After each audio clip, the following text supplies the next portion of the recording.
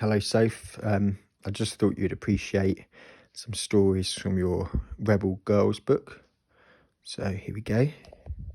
We're going to start with Lella Lombardi, who was a Formula One racer.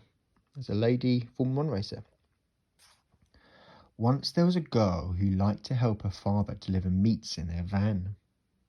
Every time they had a delivery, she would jump into the driver's seat, and her father would time her. Her name was Maria Grazia, but everybody called her Lella. Lella was so good at driving that she set a new record with each delivery. Everyone in town got used to seeing the Lombardi's van driving at full speed down the hills with salami bouncing around in the back. When she turned 18, Leia used all her savings to buy a used racing car and started racing professionally. When her parents read in the newspaper that she had won the Formula 850 championship, they weren't really surprised.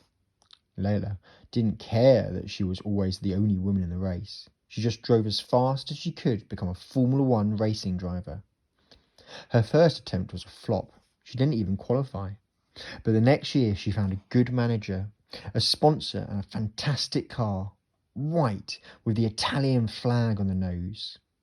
During the Spanish Grand Prix, Lella finished 6th, becoming the first ever female driver to score points in a Formula One race.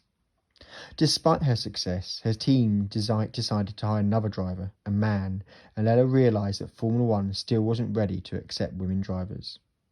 She continued to race all her life, but no other female driver has yet beaten her Formula One record. March 26, 1941 to March 3rd, 1992, Italy.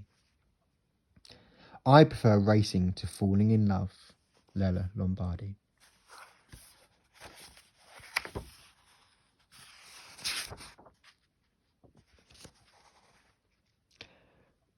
Now we're going to do Maria Com, who is a boxer. Or is a boxer, in fact. Once upon a time in India, there was a little girl called Mary. Mary's family was very poor and struggled to put food on the table. Mary wanted to help her family live a better life, so she decided to become a boxer. One day she boldly walked up to the coach in a boxing gym. "Will you train me?" she asked. "You're too tiny," he said. "Go away." But when the coach finished for the day, he found her still waiting for him by the gate. "I want to do this. Put me in the ring," she said to him. Reluctantly, he took her on and she started training hard. She started competing and won many fights, but she hadn't told her parents. She didn't want to worry them. One day, her dad read about her in a newspaper. "Is this you?" he asked, worried. "Yes," said Mary proudly. "What if you get hurt?" her mother asked. "We don't have the money for doctors." "I will work hard and save as much as I can. Don't worry," Mary replied. She slept in hostels, ate vegetables and rice because she could not afford meat, skipped breakfast because she only had money for lunch and dinner, and she became a champion. Her parents watched her fights on TV. Mary won medal after medal. She even won a medal at the Olympics. She made her village proud and was able to provide for her family, just like she had dreamed when she was a child. Born March the 1st, 1983, in India. Without boxing, I can't live. I love boxing. Mary Com.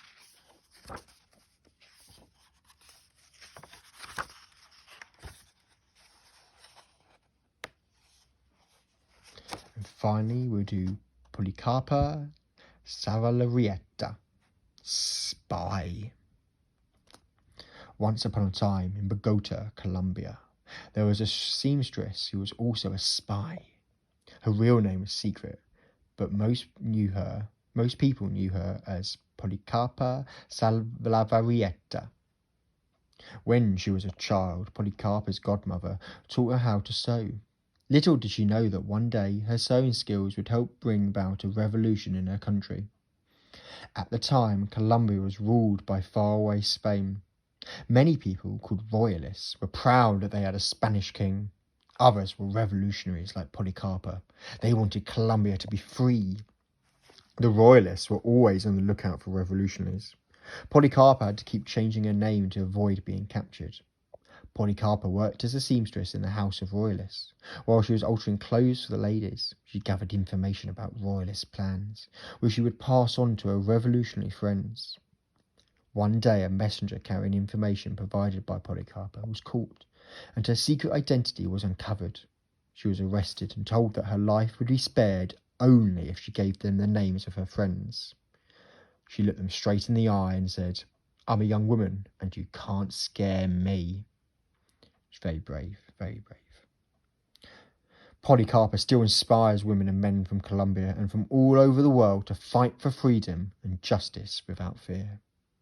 January the 26th, 1795 to November the 14th, 1817, Colombia. I have more than enough courage. Polycarpa Salavarieta. Wow. Okay. Good night, Soph. Love you. Sleep well.